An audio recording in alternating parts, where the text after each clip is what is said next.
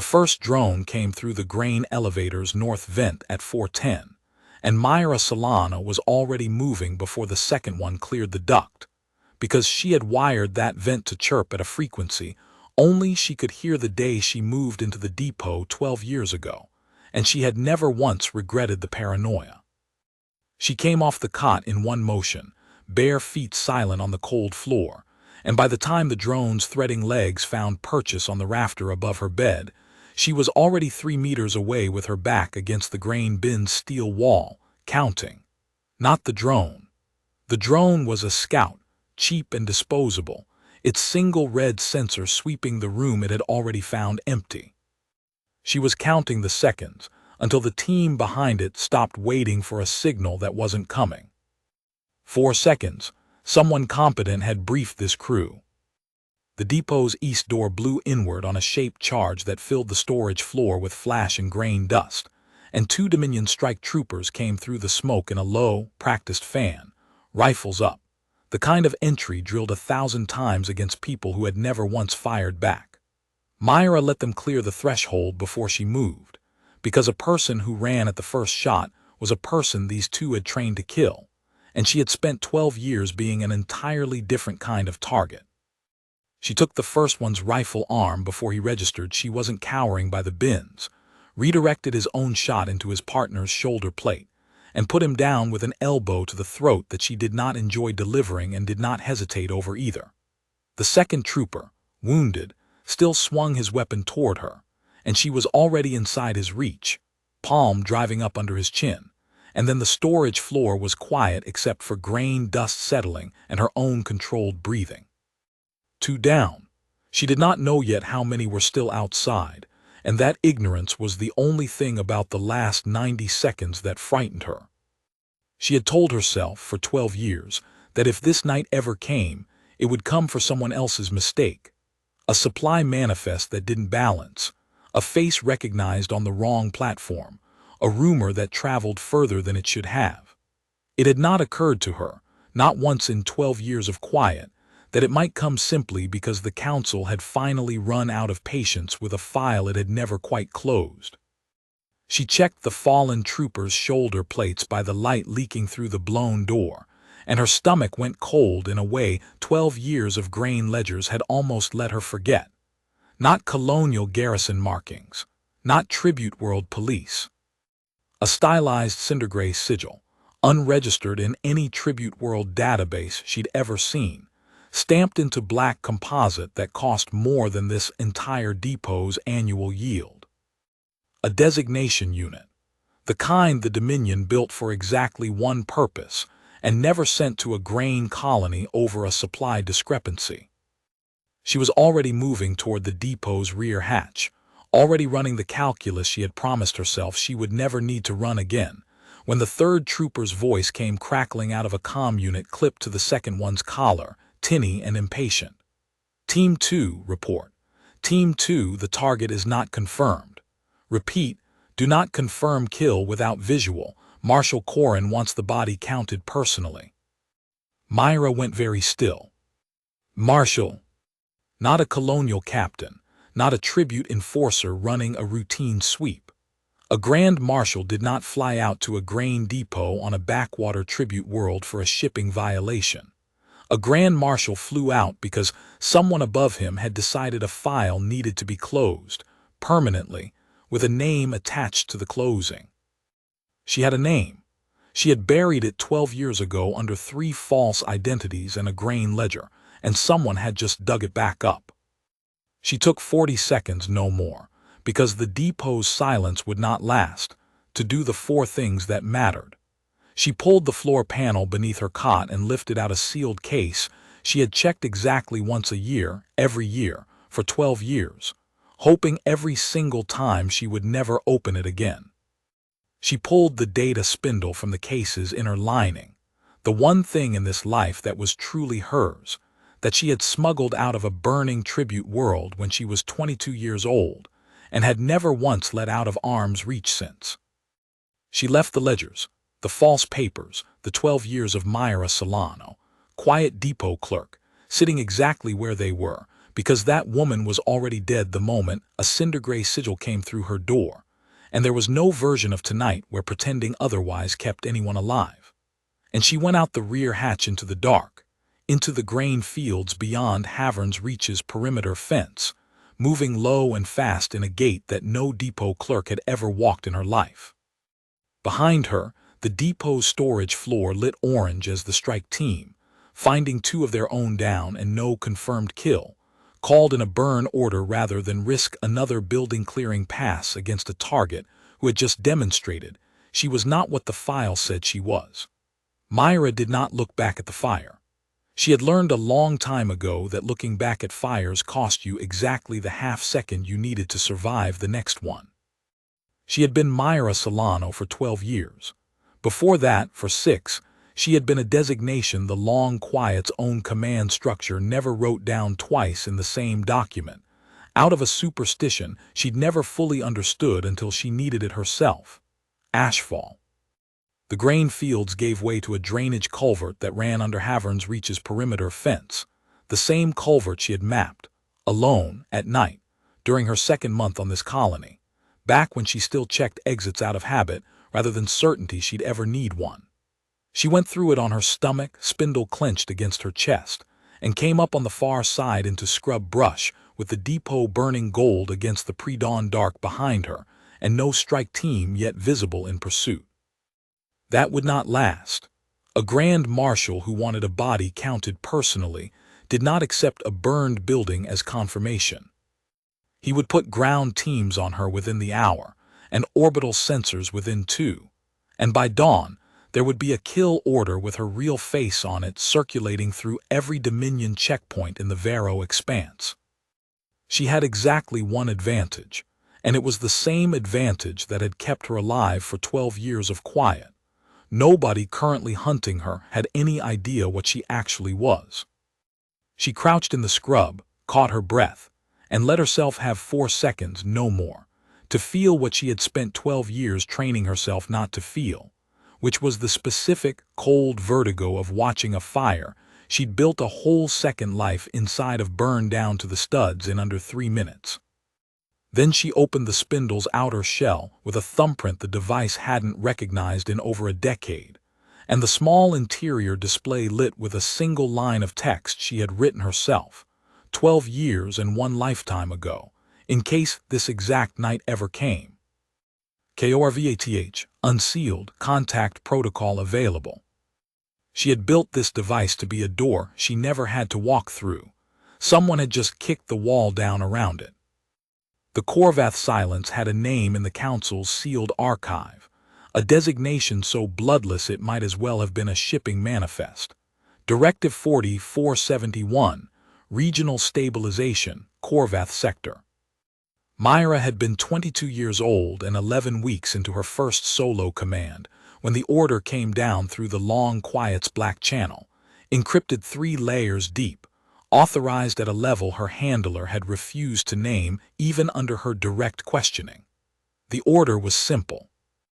A dissident network on the Tribute World Corvath, 11 cells, 41 names, families included, had grown large enough to threaten the Council's negotiating position with 3 neighboring Tribute Worlds watching to see whether resistance carried a cost.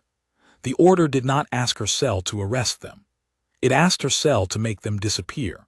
Quietly, with no trial, no record, and no survivors who could later describe what had happened to a council auditor.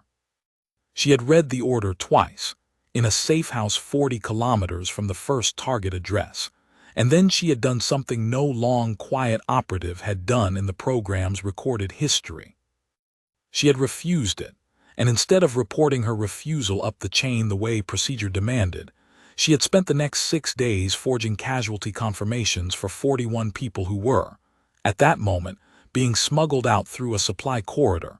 She'd bribed, threatened, and begged her way into, one family at a time, while her own command structure believed the silence had already been executed exactly as ordered.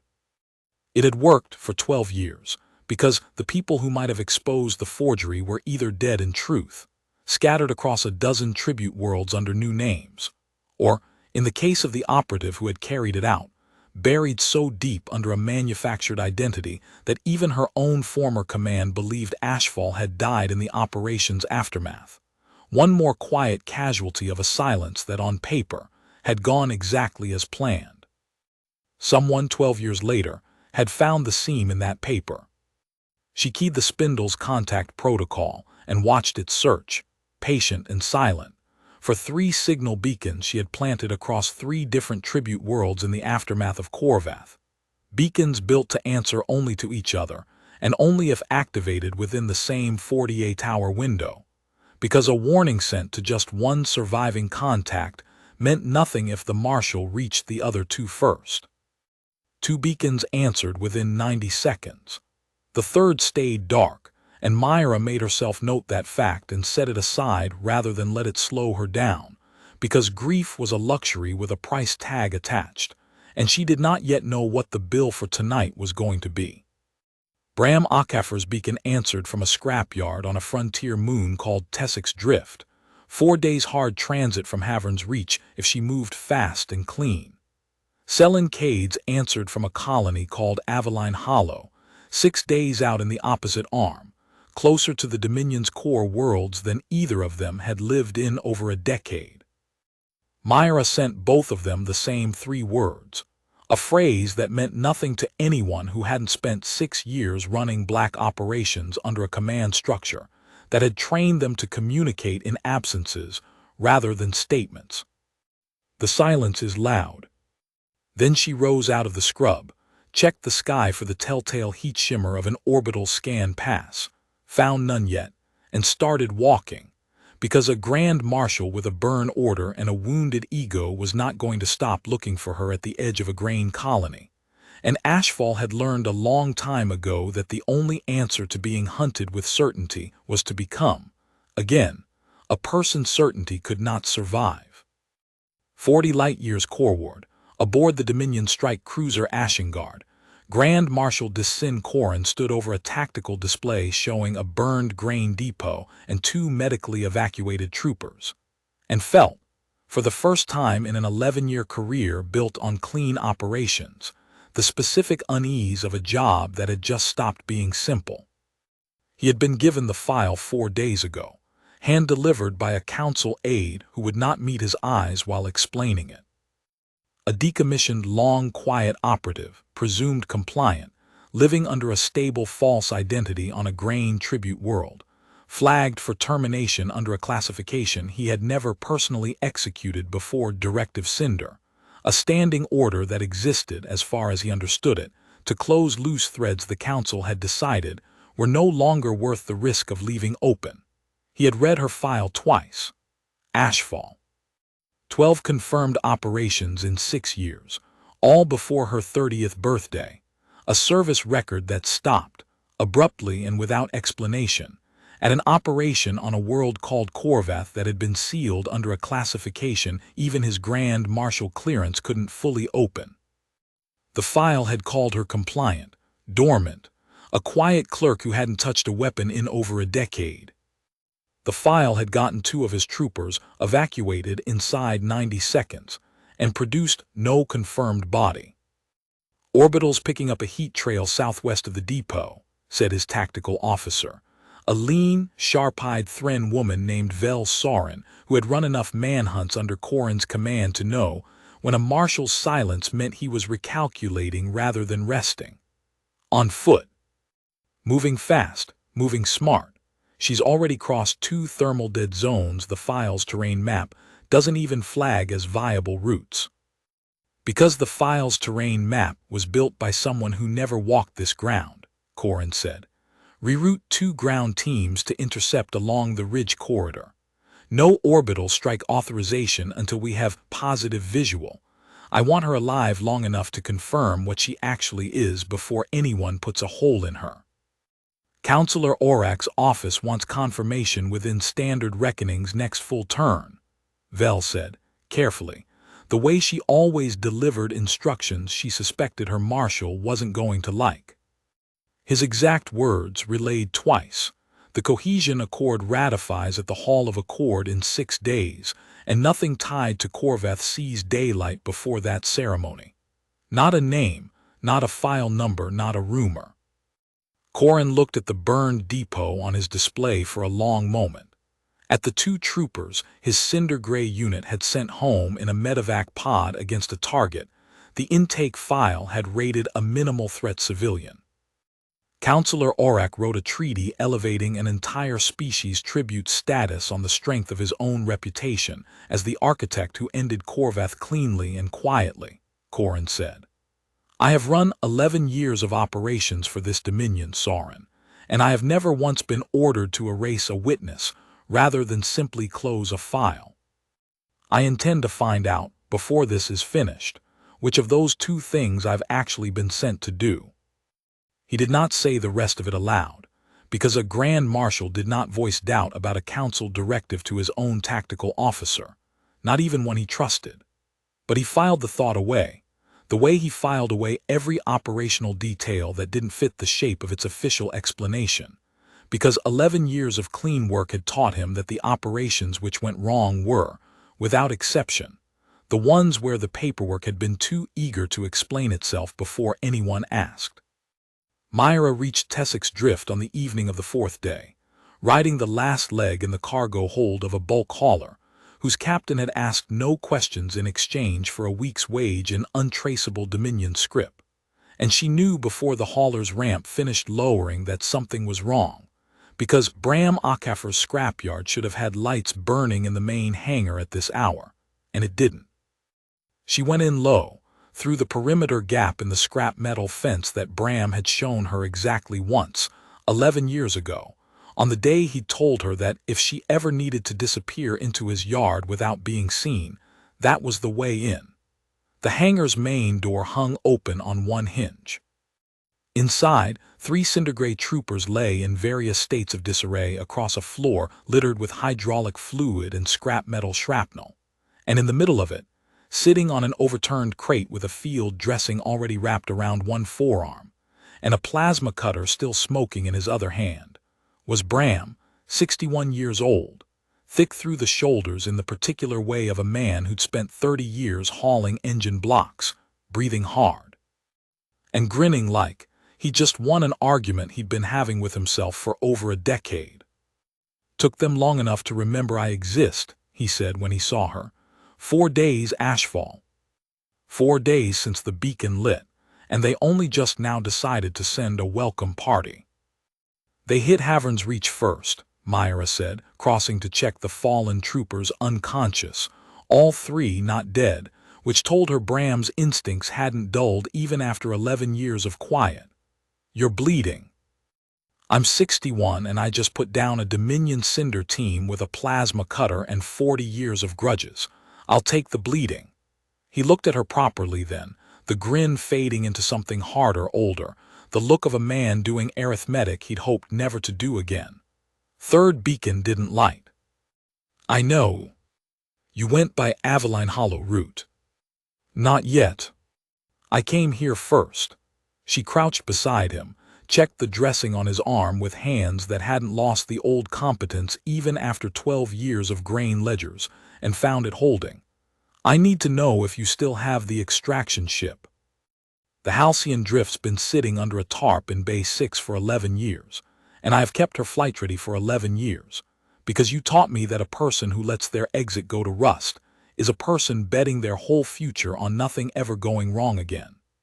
Bram's eyes searched her face, the particular searching look of a man who'd flown her out of 4 collapsing operations in 6 years, and had learned to read the difference between Mira scared and Mira calculating.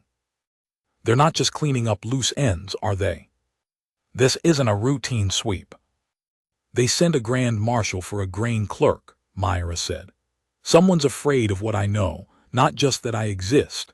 Directive Cinder isn't a standard sanitation order. I checked the shoulder plates. That's a council-authorized black classification, and council-authorized black classifications don't get spent on 12-year-old files unless something's about to make that file matter again. The Accord, Bram said, and she watched the pieces settle into place behind his eyes at the same speed they'd settled into hers 4 days ago in the scrub outside a burning depot. Aurak's Cohesion Accord. It ratifies inside the week. I heard it on a registry feed 2 months back, some ceremony at the Hall of Accord, the whole council posturing about how far tribute relations have come since Corvath. Since Corvath, Mira. He's building his entire legacy on having ended that operation cleanly, and cleanly means nobody left alive to say otherwise. Which means he doesn't just want me gone, Mira said quietly.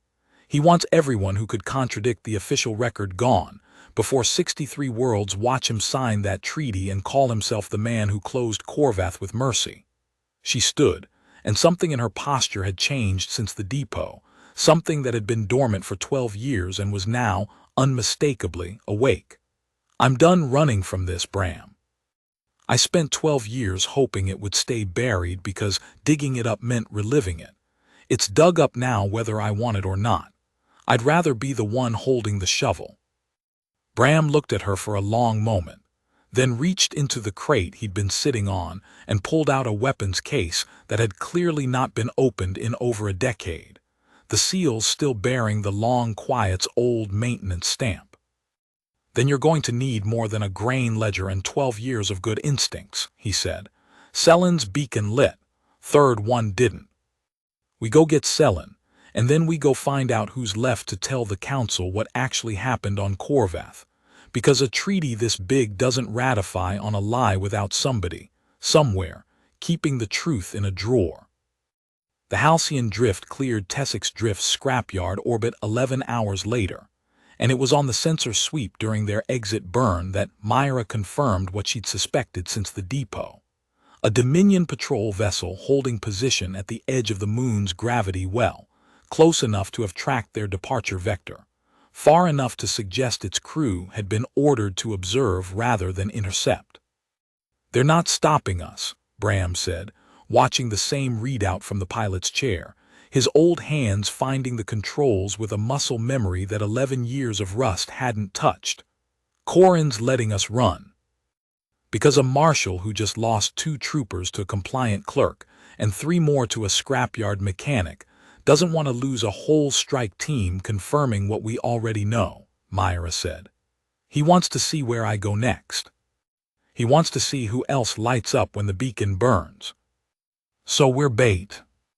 We're bait who knows we're bait, which is the only version of that situation that's ever worked out for me. She kept her eyes on the sensor readout until the patrol vessel fell out of range, and let herself feel, for exactly the 3 seconds she allowed herself these days, the particular cold clarity of understanding that the next several days were not going to be about hiding anymore. Set a course for Avaline Hollow. And Bram, when we get there, I need you to not tell Selen what happened at the depot before I do. She's going to ask. She's going to ask, and I'm going to tell her, because Selen Cade has spent 12 years pretending she isn't still angry with me for the choice I made on Corvath, and she deserves to hear from me, not from you, that the thing she's been afraid of for 12 years just came knocking. The transit to Avaline Hollow was not clean. 2 days out, the Halcyon Drift's threat board flagged a Dominion cutter, matching its burned signature to the same patrol class that had shadowed them out of Tessex Drift, and Bram cut the engines to a cold coast through a debris belt he'd charted years ago for exactly this contingency, running dark for 6 hours, while the cutter's sweep pattern drifted past them twice without a lock. Neither of them spoke much during those 6 hours. Mira sat in the cockpit's second seat with Core's spindle in her lap, running through the archive's index for the 100th time, and Bram watched his instruments with the particular stillness of a man who had once flown extraction routes through worse odds and had never fully lost the habit of expecting them again. You could still walk away from this, he said, quietly, somewhere in the 3rd hour. Take Selen, take Core if he'll survive the journey, disappear onto a colony far enough out that Cinder never finds the trail. I've got contacts who could build you all new names inside a week. I built a new name once, Mira said. It lasted 12 years, and it ended with a shaped charge through my east wall. I'm not interested in a version of hiding that just resets the clock on the next marshal they send.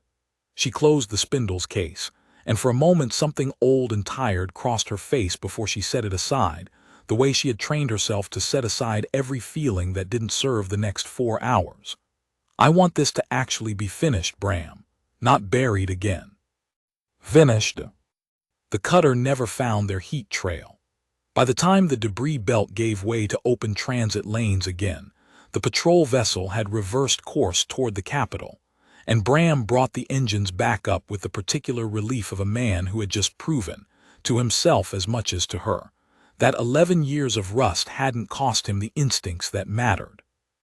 Selin Cade had built her second life the same way Mira had built her own, quietly, deliberately, in a place far enough from the core worlds that nobody with council-level clearance would think to look. But where Mira had chosen invisibility, Selin had chosen something closer to penance. She ran the only clinic on Avalline Hollow's northern district, a tribute settlement of 11,000 humans and Thren colonists working Dominion-leased farmland under a tribute quota that left most families with barely enough to feed themselves after the collection ships came through. And in 12 years, she had never once turned away a patient who couldn't pay. She was 31 years old, 4 years younger than Mira, and she had been the long, quiet cells field medic on Korvath, the one who had stitched together every family they'd smuggled out during those 6 frantic days, the one who had held a dying 8-year-old's hand in a supply corridor, because the girl's mother had already been carried ahead, and someone needed to be the last face that child saw. She had not forgiven Mira in 12 years, for the 6 days it had taken to save 41 lives instead of the 0 days it would have taken to simply refuse the order and report it up the chain the way procedure demanded. A choice that would have gotten Mira court-martialed, and the 41 people executed on schedule. But a choice. Selin had told her once, in the last conversation they'd had before going their separate quiet ways. That at least wouldn't have made her complicit in whatever Ashfall had actually become to pull off the forgery. She had not forgiven her, and she had answered the beacon within 90 seconds anyway, because whatever Selin Cade felt about the choices Mira Solano had made, she had never once doubted that if the beacon lit, it meant something worse than an old grudge was coming for both of them. She met the Halcyon Drift at a private landing strip 6 kilometers outside the clinic, in the last hour before dawn, and the first thing she said when Mira came down the ramp was not a greeting. How many did they send? 2 teams, 2 down at the depot, 3 at Tessex Drift. A Grand Marshal running the operation personally. Mira stopped an arm's length from her, close enough to see how little Selin had aged in 12 years, and how much heavier she carried herself anyway, the weight of 11,000 patients and a clinic that never had enough supplies. It's Directive Cinder, Selin, council authorized. They're not cleaning up a dormant file. They're erasing witnesses ahead of the Cohesion Accord ratification. Selin's face didn't change, but something behind her eyes did, a door swinging open on a room she'd kept locked for 12 years. Oryx Treaty. Oryx Legacy, Mira said. He built his whole career on Korvath being a clean operation. 41 confirmed silences, no survivors, no loose threads, that's the official record. And it's the record he's about to stand in front of the entire council and point to as proof the Dominion has changed. He can't have that record contradicted 6 days before 63 worlds watch him sign a treaty that raises Earth's tribute status on the strength of his own reputation. So he's finishing what you refused to start, Selin said, and there was an edge in it, old and unhealed, that Mira had been braced for since the depot. 12 years late, with a Grand Marshal instead of a field team. Selin, I'm not finished being angry with you, Mira. I want to be clear about that before we do whatever it is we're about to do together. Selin's jaw tightened, and for a moment Mira saw, underneath 12 years of quiet clinic work, the same 27-year-old medic who had argued with her in a Korvath safe house about the cost of the choice they were about to make. But I have spent 12 years running a clinic on a tribute world where the council's version of mercy means a grain quota that starves the old and the young first, and I am not going to stand here and let Threl Orak finish a massacre I helped stop, just so he can call it peace in front of a camera. What do you need from me?" "The third beacon didn't light," Mira said quietly. "Corvantis. He was the one who kept the survivor testimonies. Every name, every family, everything we forged to make the council believe they were dead. If Cinder's already reached him, then whatever's left of the truth is the only copy we've got," Selin finished. "You know where he is." "I know where he was 8 years ago, when he sent a check-in signal I never answered because answering it meant admitting the whole thing was still alive."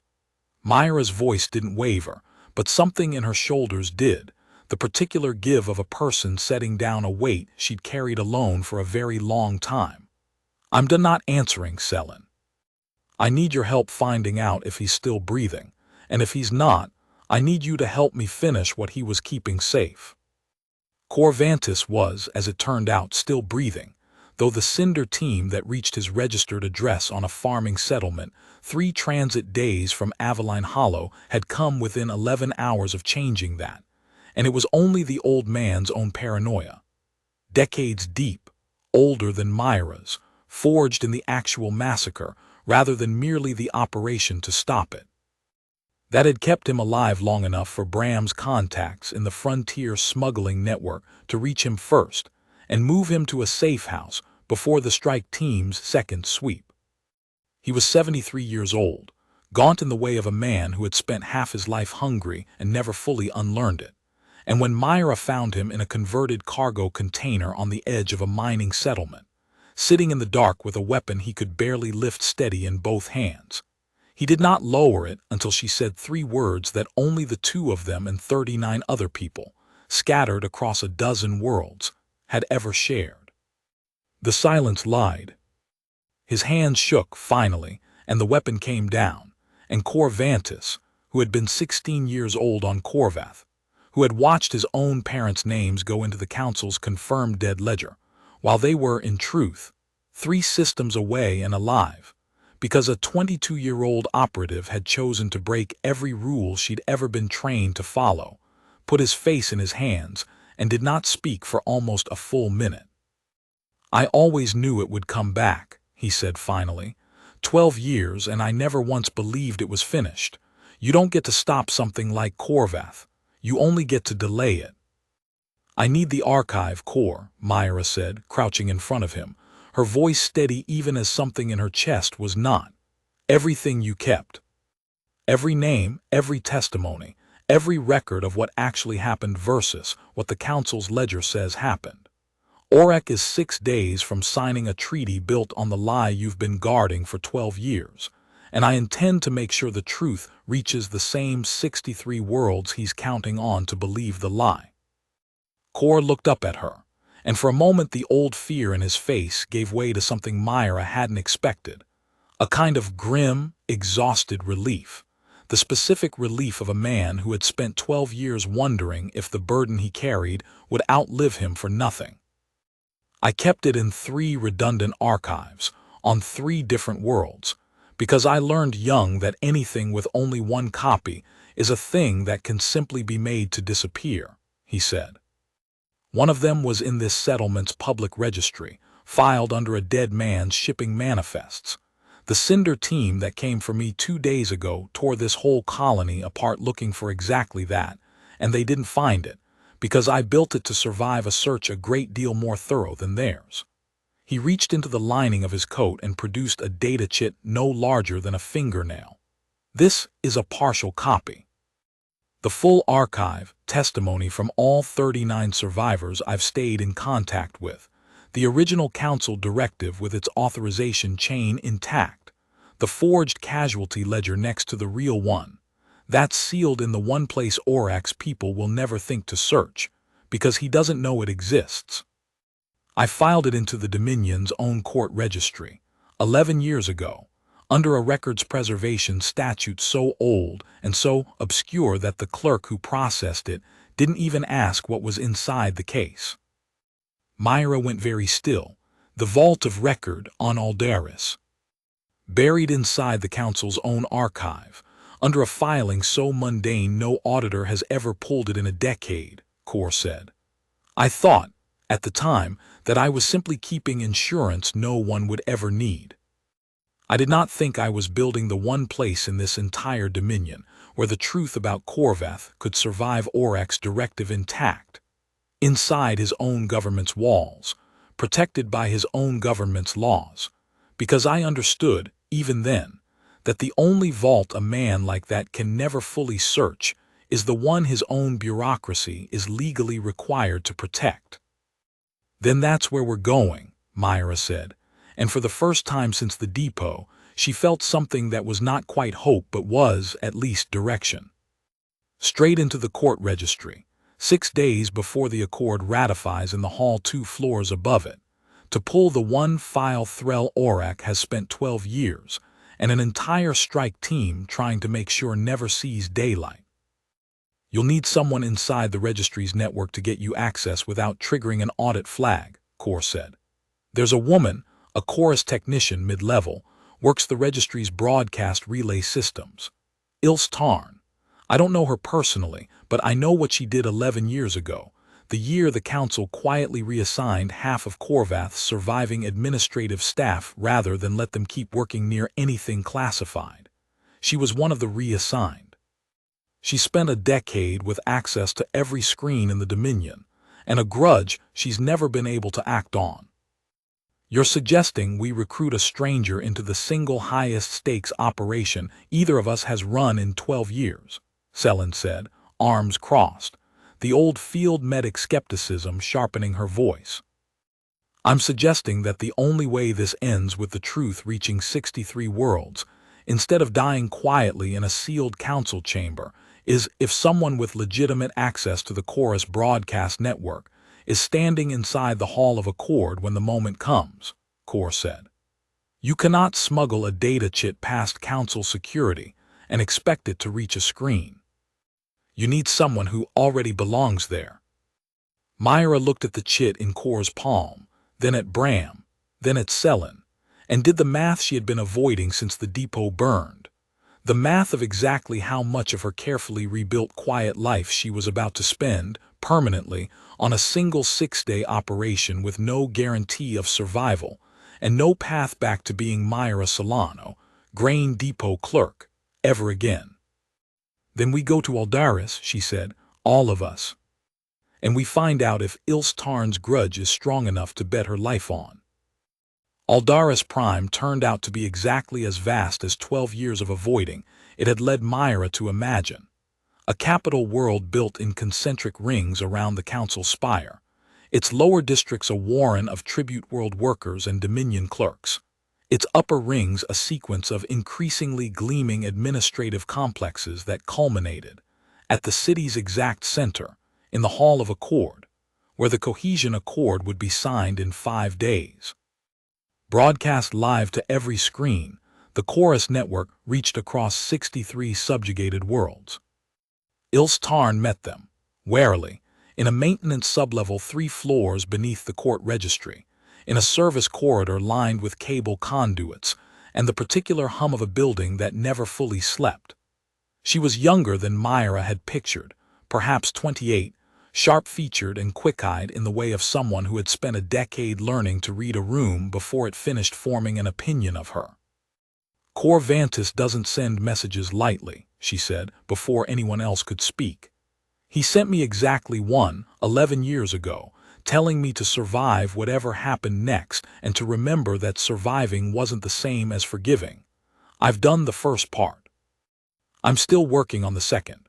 Her eyes moved across the 4 of them, Mira, Bram, Selin, and Core himself, who had insisted on making the transit despite his age and his exhaustion, because, he'd said, some truths needed the person who'd carried them longest to be standing in the room when they finally landed. You want into the vault of record. We want the sealed Corvath archive, Mira said. And when we have it, we want it on every screen the Chorus network reaches, during the Accord ceremony, before Orak's people can cut the feed. Ilse's jaw tightened. You understand what you're asking. The Chorus relay control room sits directly beneath the Hall of Accord. Security on ceremony day will be the tightest this registry sees in a decade, full council presence. The Emperor himself attending to bless the ratification personally. Grand Marshal level enforcement on every access point. You're not asking me to smuggle a file. You're asking me to help you hijack the single most watched broadcast this Dominion produces this year, live, in front of the Emperor. Yes, Mira said, and did not soften it, because Ilse Tarn had spent a decade earning the right to hear the truth stated plainly rather than dressed up as something safer than it was. I know what I'm asking.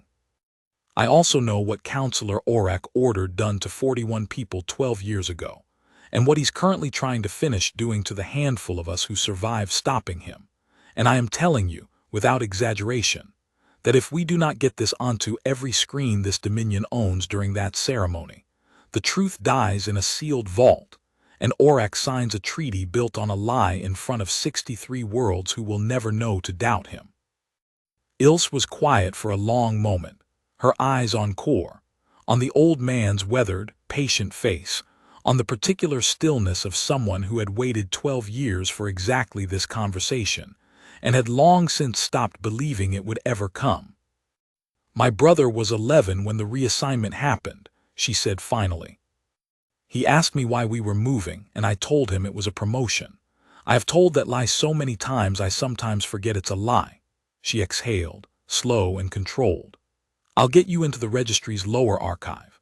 I can build you a maintenance window during the pre-ceremony systems check, 4 days from now, a 2-hour gap where the vault's physical security runs on a reduced staff, because everyone with real authority is upstairs rehearsing the ceremony instead.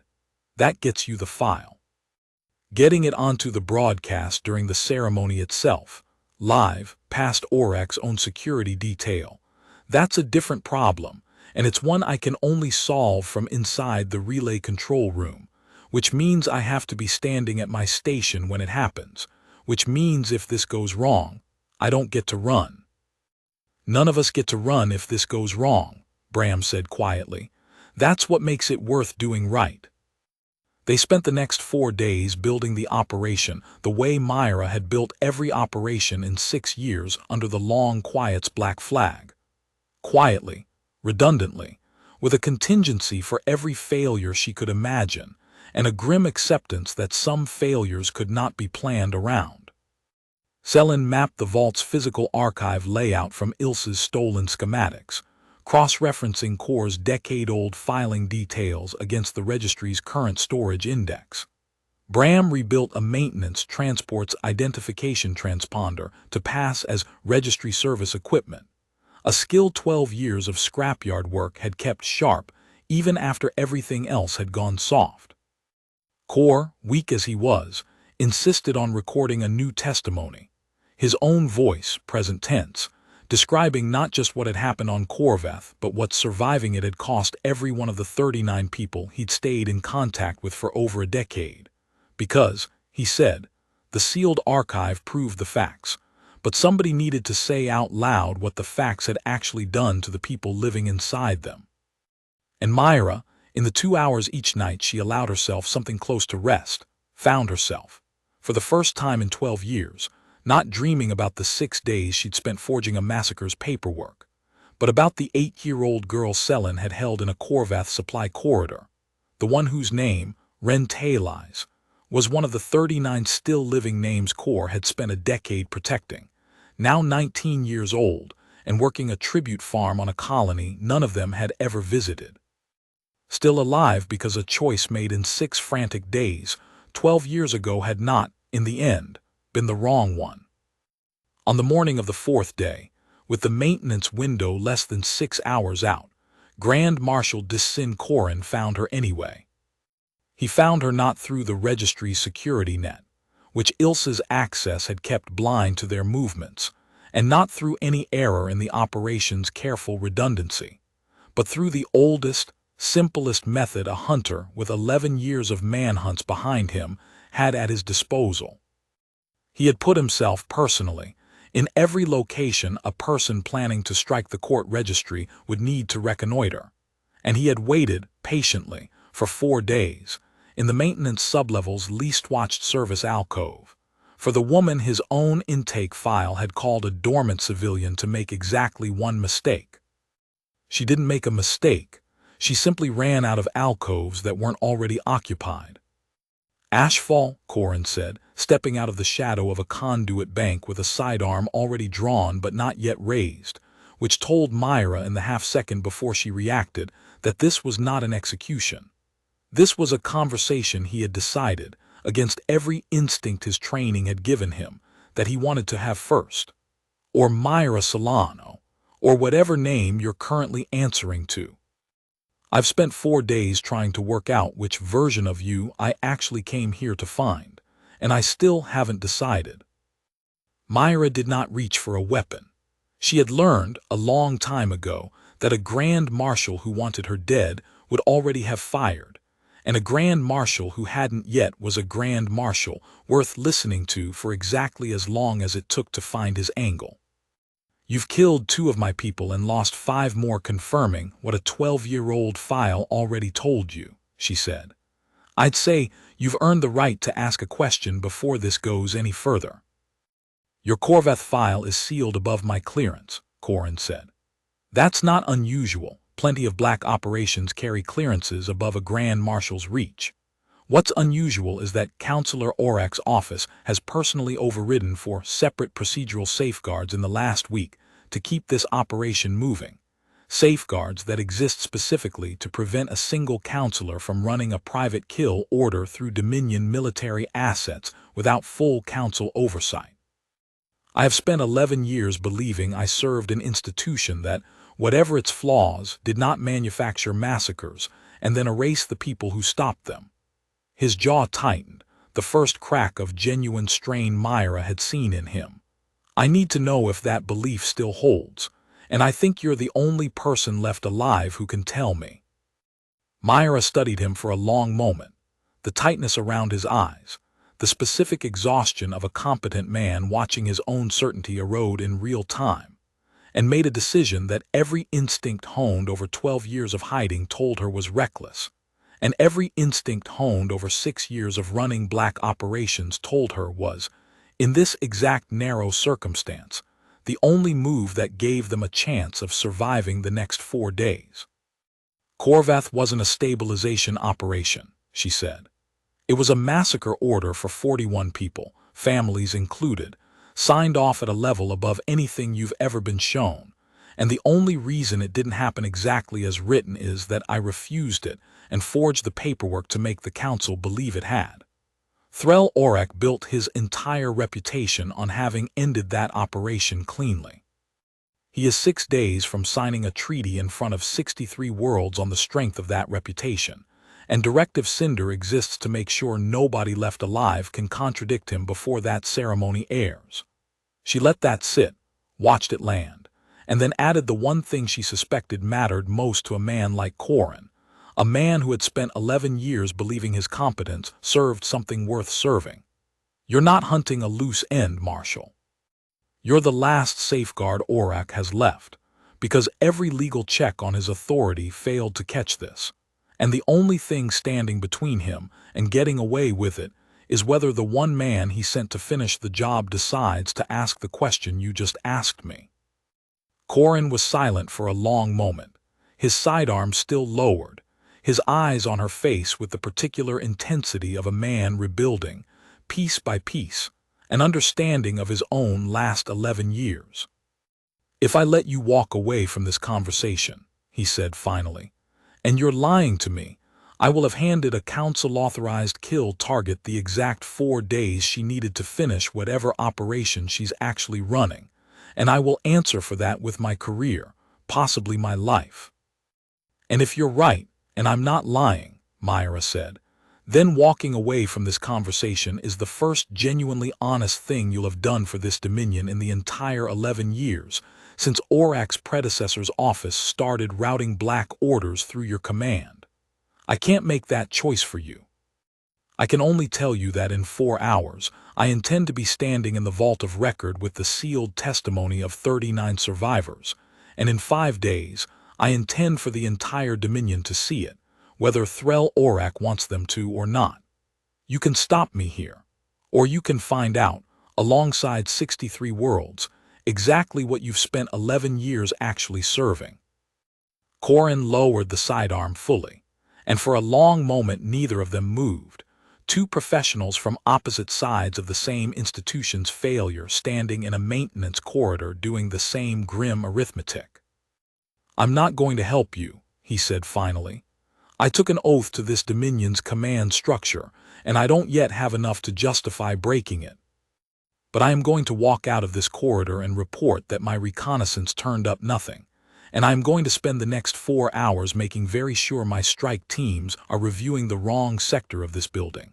And if what you're telling me is true, Ashfall, then in 5 days, I expect to be standing in that Hall of Accord with the rest of the Council watching whatever it is you're planning to show us.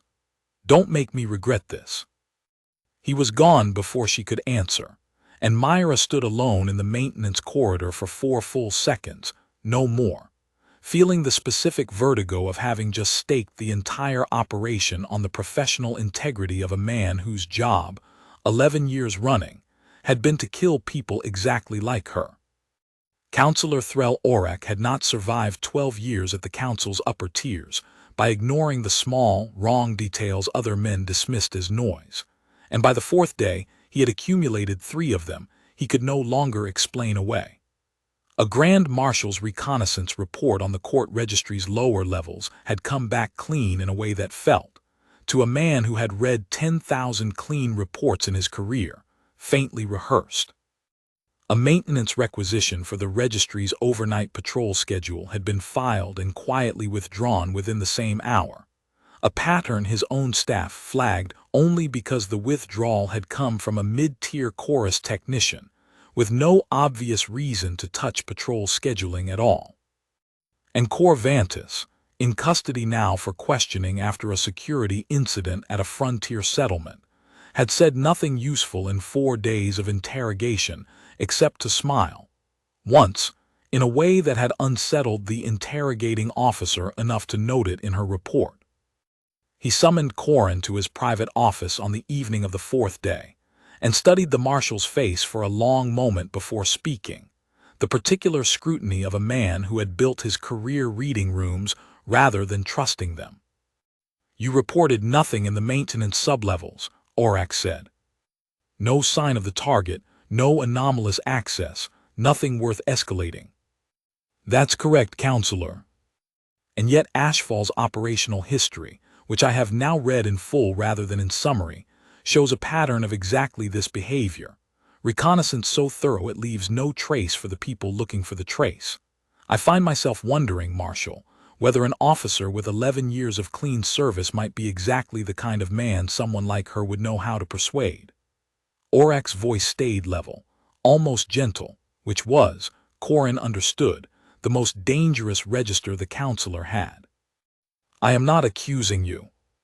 I am telling you that I have ordered the registry's Ceremony Week security posture doubled, effective tomorrow, and that Directive Cinder's remaining authorization now routes through my office directly rather than through Fleet Command.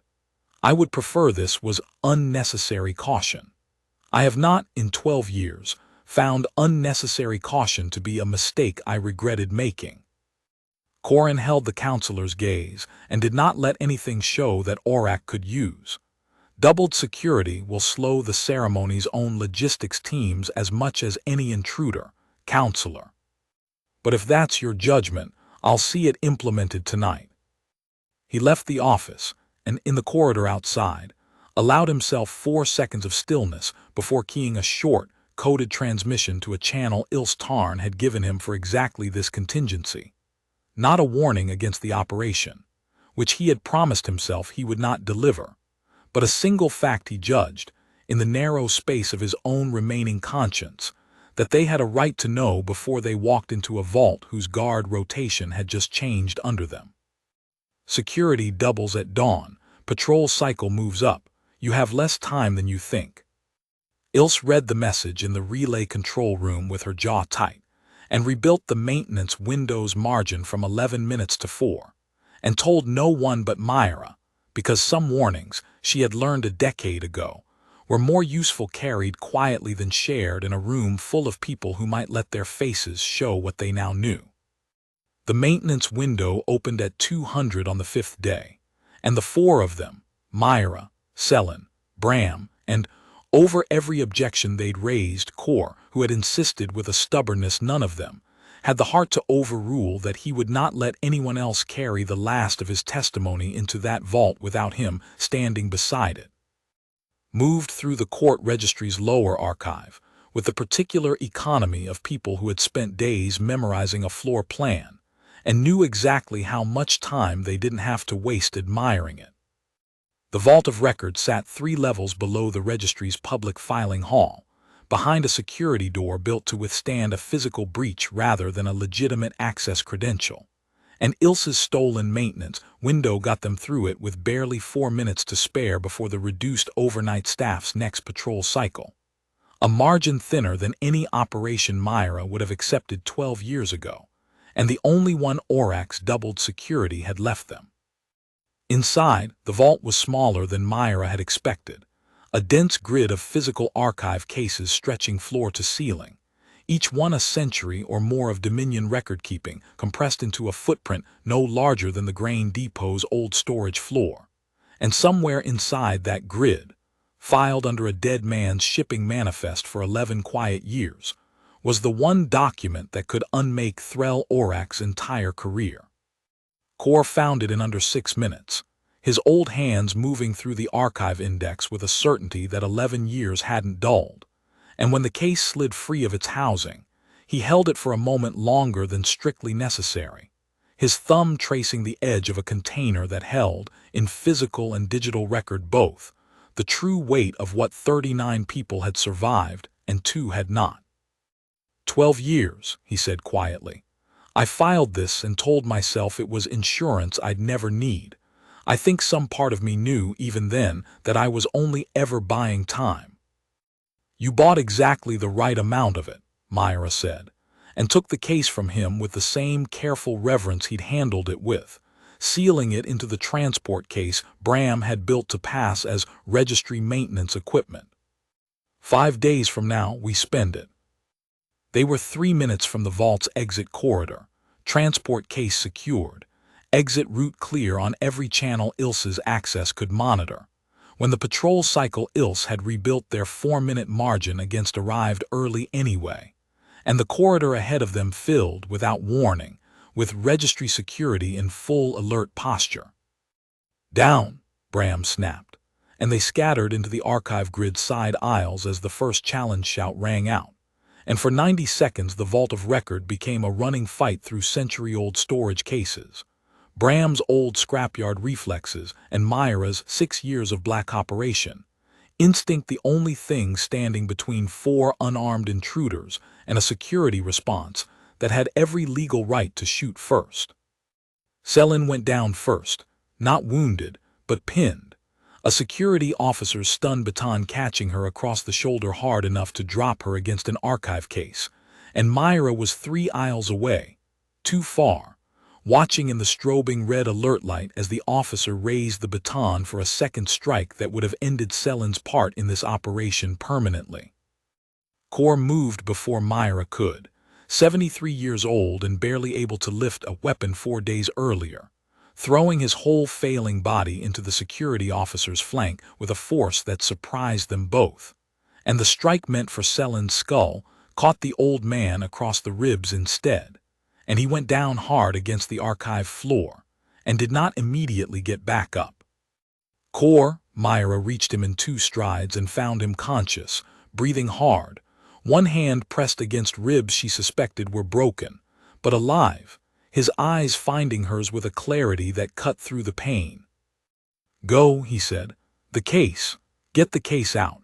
That's the only part of this that has to survive the next 4 minutes. I've already survived 12 years I wasn't supposed to get.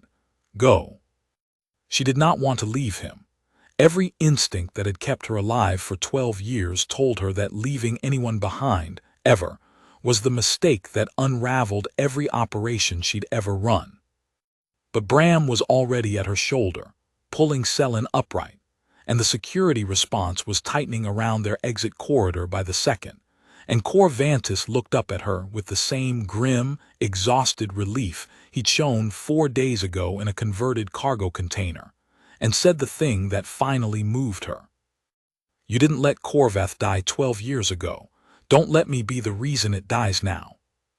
They made the exit corridor with the case intact, Ilse's remote override buying them the final 90 seconds through a service lift that deposited them, breathless and short one member of their party, into a transit tunnel 2 levels below the registry's public entrance.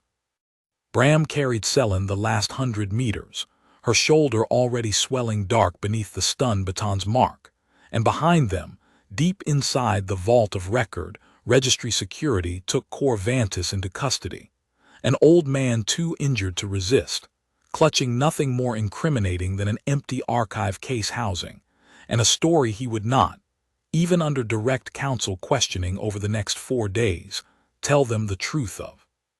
They reached the safe house Ilse had arranged in the lower districts an hour before dawn, and Mira sat alone for a long time afterward, the transport case on the table in front of her, unopened, because opening it meant confirming that everything Cor had risked the last 4 days, and possibly the rest of his life, to protect had actually made it out intact, and she found, for the first time in 12 years, that she was afraid of what she might find inside.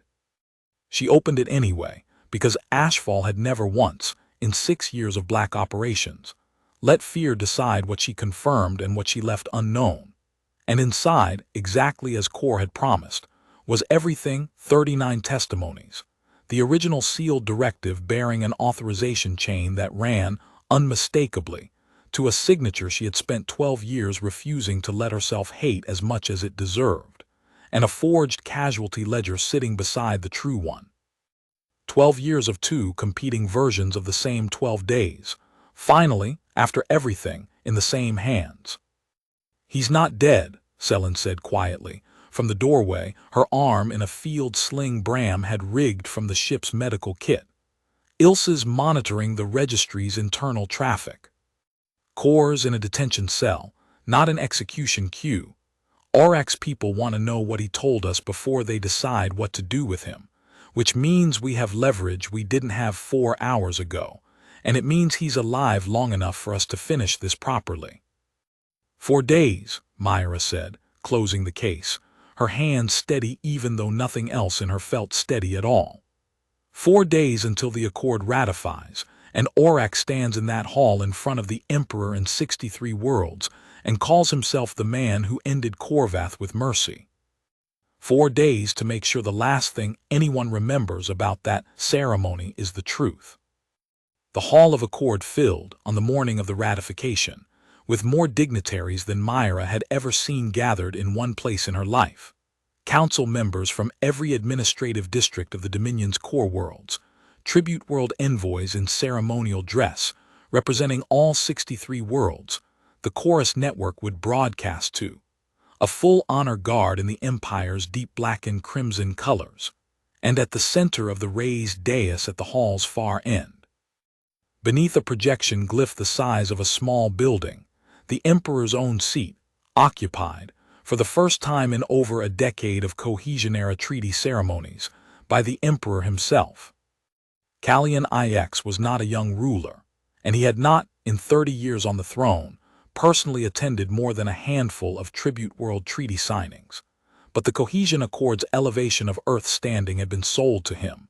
Mira had learned from Ilse's careful monitoring of registry traffic over the preceding 4 days, as the signature achievement of his reign's final decade, proof that a Dominion 3 centuries deep in conquest could still choose, when it wanted to, something other than subjugation.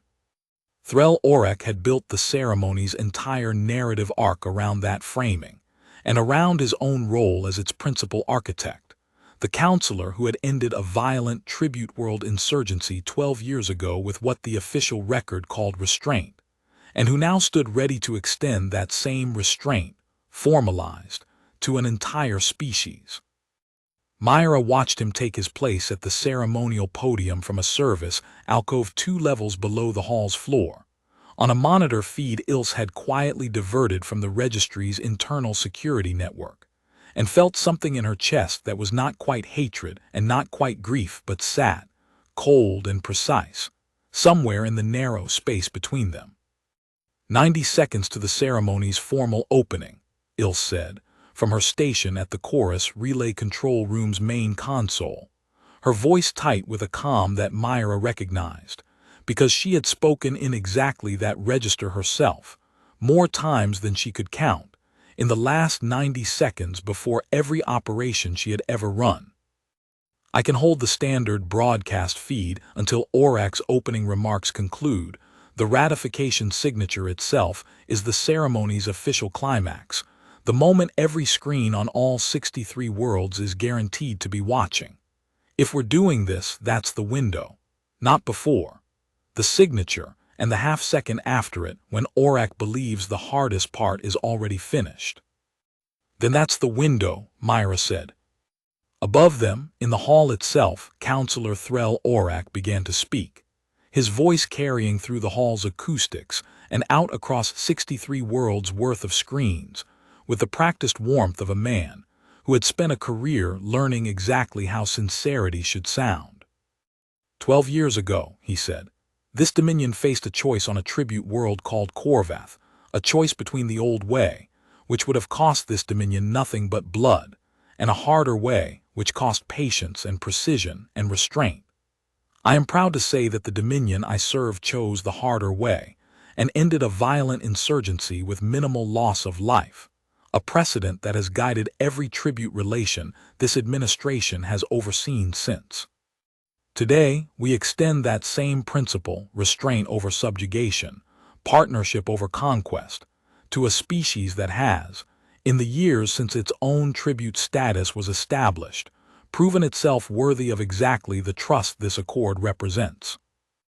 Mira's jaw tightened, watching him, and beside her, Bram's hand found her shoulder, steady, the same steady grip that had pulled her out of 4 collapsing operations 12 years ago.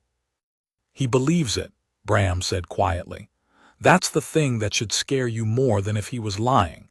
He's told this story so many times he stopped remembering it isn't true. Then he's about to remember, Mira said, and gave Ilse the nod. Grand Marshal Sin Corin stood at the hall's east entrance, in full ceremonial dress, positioned exactly where council protocol placed him for a ratification of this scale. Visible, honored, the officer whose 11 years of clean service had, in the official narrative, helped make this moment possible. He had spent the 4 days since the maintenance corridor doing exactly what he'd promised, reporting a clean reconnaissance sweep, quietly steering his strike teams away from the registry's lower levels, and waiting, with the particular patience of a man who had staked his entire career on a stranger's word, to find out whether he had just made the worst mistake of his professional life or the only honest choice he'd made in it. He did not know, standing at his post as Orac's voice rolled out across the hall, exactly what was about to happen.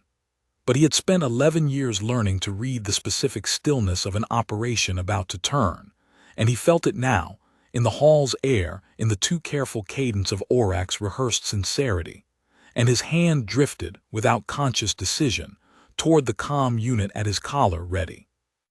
Orac reached the ceremony's central moment, the physical signing, a stylus against a data slate the size of a coffin lid, the Emperor rising from his seat to place a formal seal of blessing over the completed signature, the hall's assembled dignitaries rising with him in a wave of ceremonial applause that the chorus network carried, live, unedited, to every screen it reached. The seal closed, the applause crested.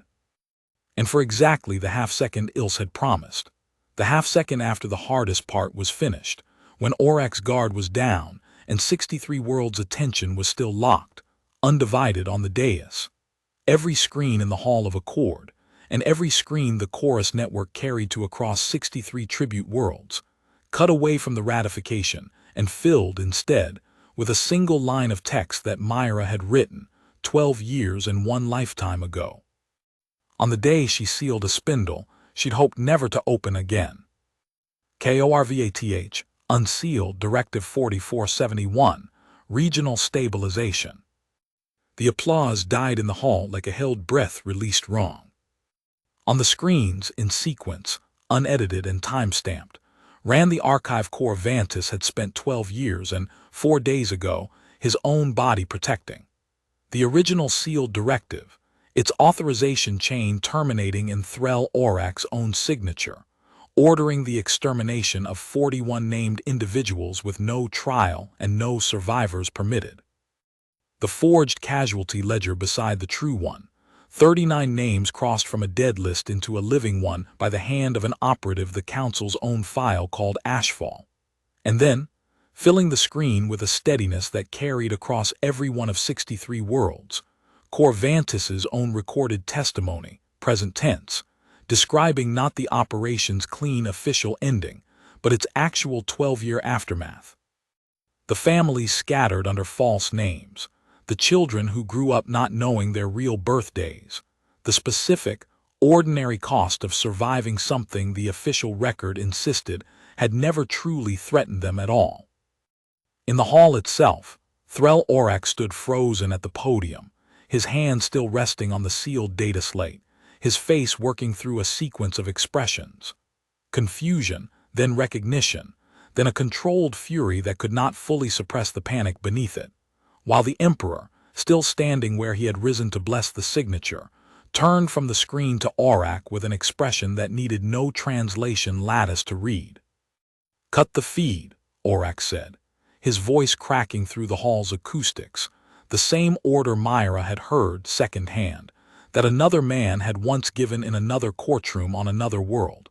And she understood, watching it fail exactly the same way, that some mistakes repeated themselves because the men who made them never learned anything from the first failure except to be angrier at the second one. "Cut the chorus feed now, this is fabricated. The registry's own authentication seal is active on that archive, Counselor," came a voice from the hall's east entrance, and every head in the chamber turned to find Grand Marshal de Sin-Corin walking, unhurried, toward the dais, his ceremonial sidearm still holstered, his voice carrying the particular authority of a man who had spent 11 years being believed by exactly the kind of institution now watching him. "I had it checked myself 4 hours ago when I received an anonymous filing flag from within this registry's own system. Physical archive case, 11 years in storage, indexed under Records Preservation Statute, chain of custody unbroken. Whoever is claiming fabrication will need to explain how a document sealed inside this Dominion's own vault of record for over a decade came to bear your authorization signature, Counselor, if you had no knowledge of its contents." The hall had gone fully silent now, 63 worlds worth of dignitaries and envoys watching a Grand Marshal's career collide, in real time, with a Counselor's collapsing legacy. And it was into that silence that the Emperor himself finally spoke, his voice quiet, but carrying, in the specific way of a man who had ruled for 30 years, and understood exactly how much weight his silence usually cost a room. "Counselor Aurak," he said, "you will explain to this hall, and to every world currently watching this broadcast, precisely how a directive bearing your signature came to order the extermination of 41 tribute world civilians, and precisely why the operative who prevented that extermination has spent the last 4 days being hunted by this Dominion's own military assets under your personal authorization." Aurak's mouth opened, and closed, and opened again, and Mira, watching from the service alcove 2 levels below, saw the exact moment a man who had spent 12 years believing his own carefully constructed story finally ran out of story to tell. He did not confess, not fully, not in the way the survivors deserved. He tried instead, the last thing men like him always tried, reframing, minimizing, an appeal to the necessity of hard choices made under pressure that no one in the hall, least of all the Emperor, was willing to hear any more. Not with 39 living testimonies still running on every screen in the chamber, not with a Grand Marshal's own confirmed chain of custody standing between Aurak and any claim that the archive could simply be dismissed. Council security took him into custody before the broadcast had finished its full run.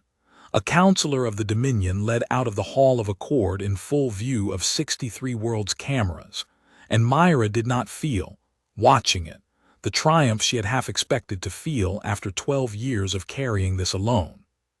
She felt something quieter, harder, more exhausted, the specific, unglamorous relief of a debt finally called due. The cohesion accord did not collapse. That surprised Mira more than almost anything else that happened in the following hours. She had expected, in the chaos of Orak's arrest, that the treaty itself would die alongside his legacy, one more casualty of a scandal too large to survive. Instead, in a session that ran late into the following night, the council voted, with the emperor's direct and public support, to ratify the accord anyway, on amended terms that Corin himself, testifying before the assembled body with the same steady authority he'd used in the hall, argued should include a formal, permanent acknowledgement of the Corvath Directive and the 39 survivors it had failed to erase. This Dominion has conquered a great many worlds by convincing itself that its own record is clean, Corin told the council. In testimony Mira watched from a guest gallery she had never expected to be permitted inside. And I have spent 11 years as part of the mechanism that kept that record clean by force rather than by fact. I did not become a Grand Marshal to protect men like Threll Orak from the consequences of what they've ordered. I intend, from this day forward, to make certain that, when this Dominion tells itself a story about restraint, the story is actually true. It was not, Mira understood, an apology large enough to undo 12 years, or the 8-year-old girl Selin had held in a Corvath supply corridor, or the 2 names among the 39 that had not, in the end, survived to hear the truth spoken aloud. But it was, she thought, watching the vote pass and the amended accord's language scroll across the same screens that had carried Cor's testimony 4 hours earlier, the first honest thing this Dominion's highest chamber had said about Corvath in 12 years, and honesty, she had learned a long time ago, was not the same as justice, but it was, sometimes, the only thing that made justice possible afterward. Corvantis was released from custody 2 days later, his ribs still bound. His testimony entered into the Dominion's own permanent record under his real name for the first time in 12 years, and when Mira found him in the registry's public gallery, staring up at a memorial plaque, the council had voted in the same session to install 39 names, and 2 more beside them, the true casualty ledger finally standing where the forged one no longer needed to.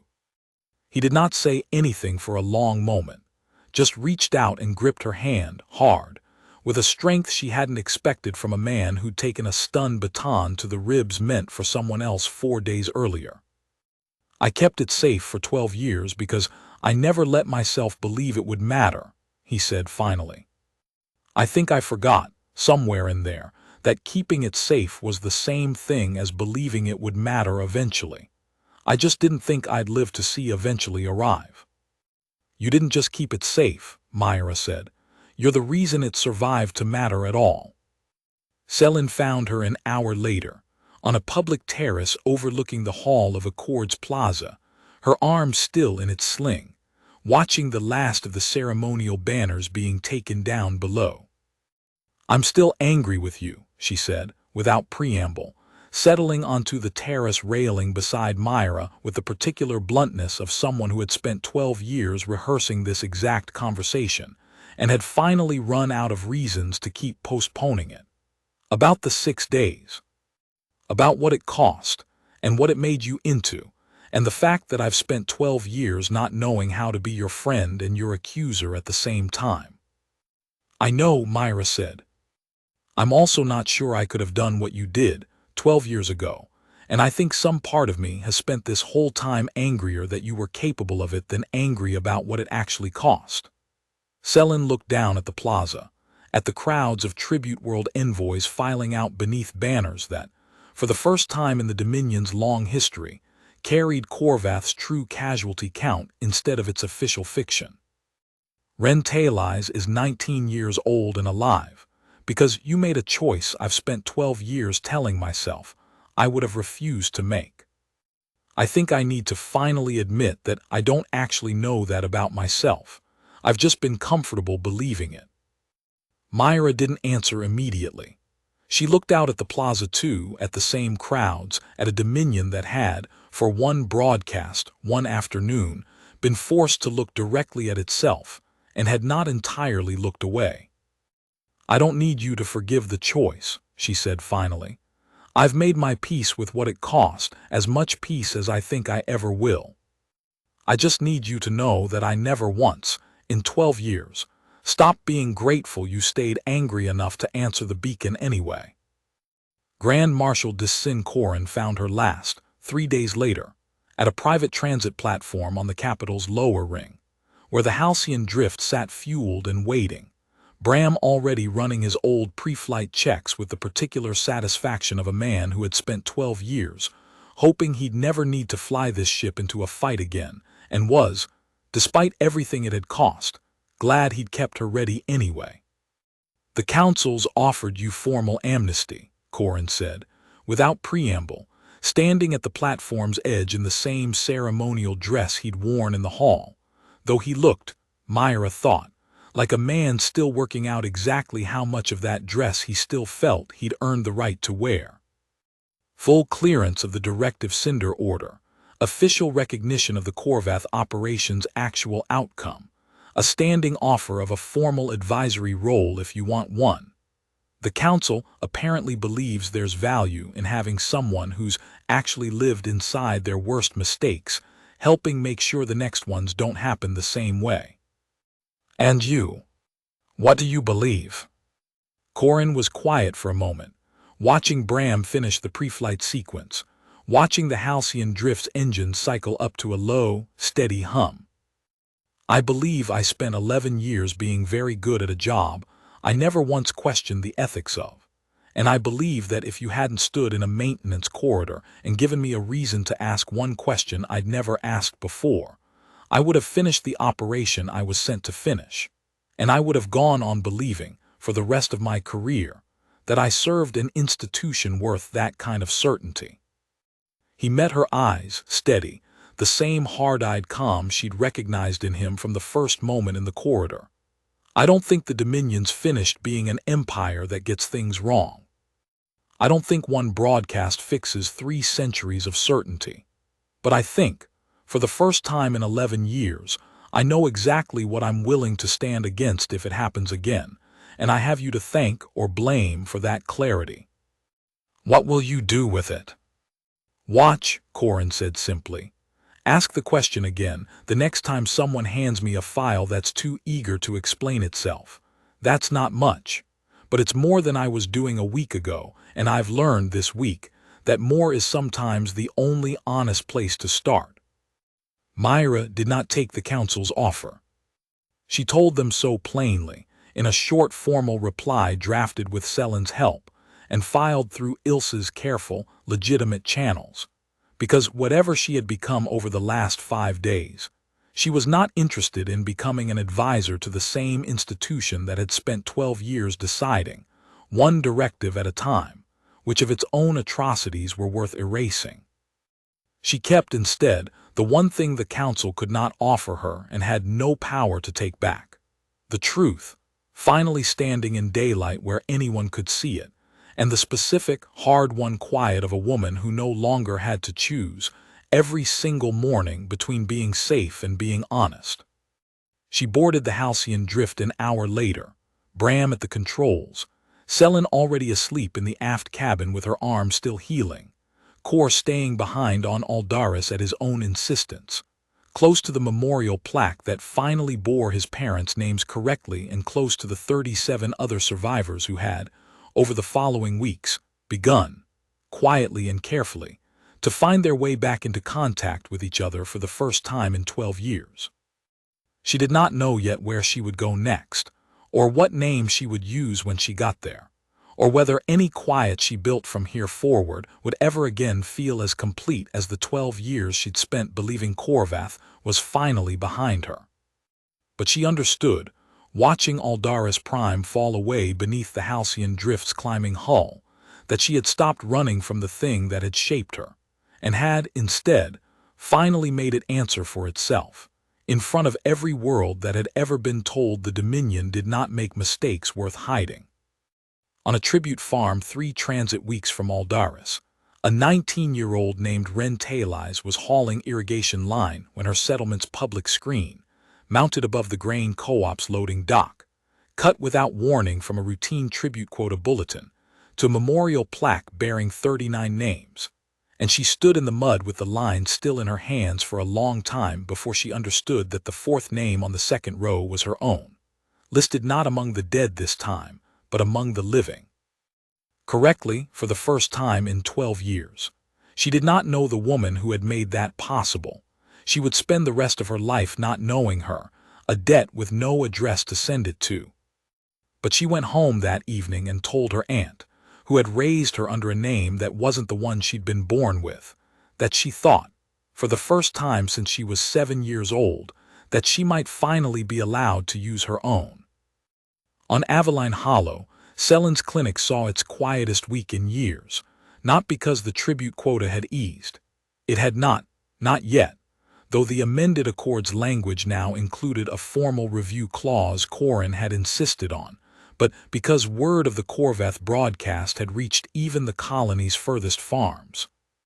And for a few days, people came to the clinic not for medicine, but simply to sit in the waiting room with a woman they now understood had spent 12 years quietly carrying a weight none of them had known to thank her for. Selen did not correct the assumption that she deserved the visits.